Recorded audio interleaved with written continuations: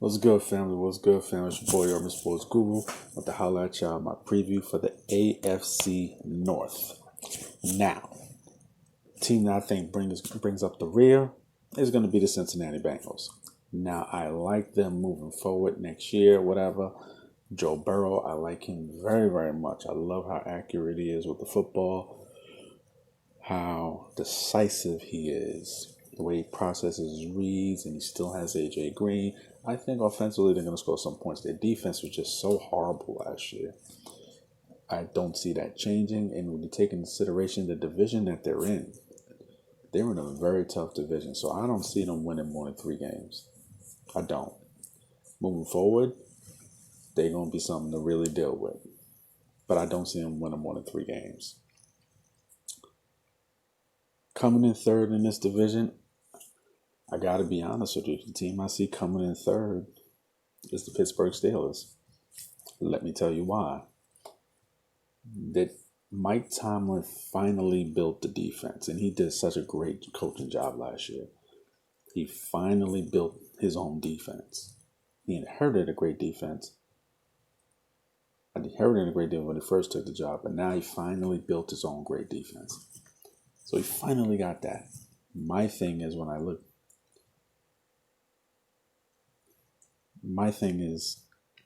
looking at them, they had horrible quarterback play. And now you got Ben Roethlisberger coming off of missing an entire year.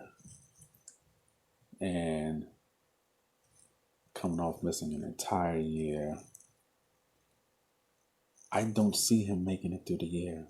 Ben Roethlisberger hasn't played a full season in quite some time.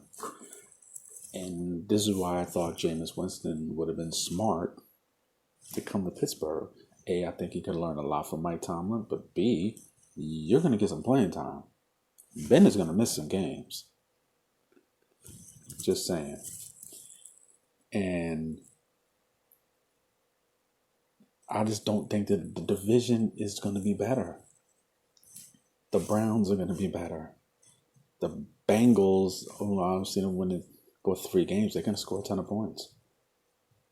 They're not going to be the sorry look. I mean, just when you're playing them, you're going to have to beat them.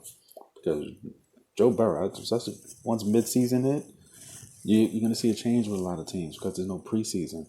And Bengals be one of those teams, so yeah, they're going to be scoring a ton of points. They will be scoring a ton of points. So you're going to have to bring your lunch pail to beat them. They will because their defense sucks. So the Pittsburgh defense, I don't think they could count. We've seen this year by year by year. Teams can't count on getting a bunch of turnovers every single year. You can't do that. And I don't think Ben will make it through the season. I just don't. They don't have the kind of running game that they used to have back well. James Conner is good, but he's not the bell cow that Le'Veon Bell was, that you can just take the ball out of Ben's hands and give it to him 30 times and ride him for those late games and the playoff games. You could just ride him for victories. No, he's just not that guy, and they don't have that by committee.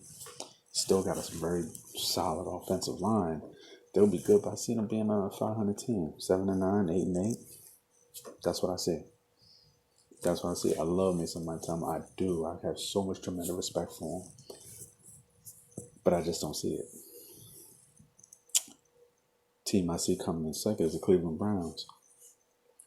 A year late, a year late than everyone hoped it. But I just see defensively, if they can take care of the run.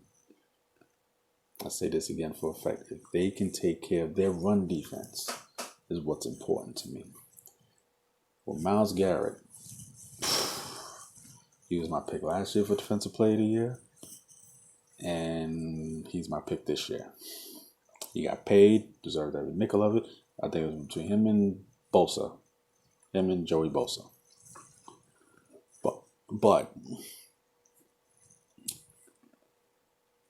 But the fact that they can get after the quarterback, Olivier Vernon is going to have to redeem himself. He stunk it up last year, but the offense will be better. So they'll be playing with leads. They'll be able to get after the quarterback. But when you can't stop the run, you're not getting your defense off the field. They were so terrible at that last year, giving up 5 yards a carry. They shore up the run defense. Cleveland goes They show up to run defensively. Baker Mayfield, chill with the turnovers. I like the move with the head coach. I like them.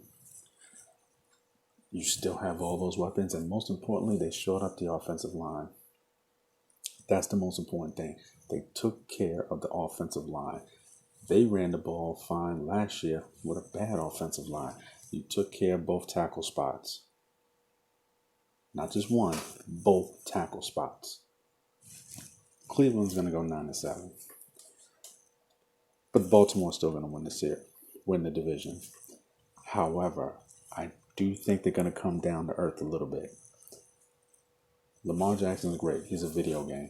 Lamar Jackson is basically doing shit that you only do on PlayStation. Guys who can create themselves on PlayStation as quarterback. Have yourself run for 1,500 yards while throwing for 4,000 and lead the league in touchdowns. That shit only happens in PlayStation. No, Lamar did that in real life.